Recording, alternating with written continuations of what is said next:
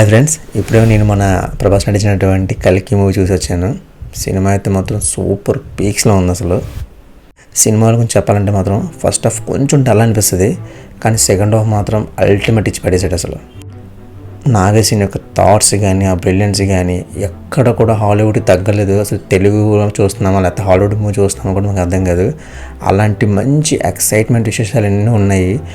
ఇందులో మెయిన్గా చెప్పాలంటే మాత్రం కమల్ హాసన్ గారి ఎంట్రీ సీన్ కానీ, లేకపోతే మన అమితాబ్ బచ్చన్కి మన ప్రభాస్కి మధ్య జరిగిన ఫైట్ సీక్వెన్స్ కానీ, అసలు క్లైమాక్స్ లాస్ట్ 30 minutes ఉంటుంది భయ్యా.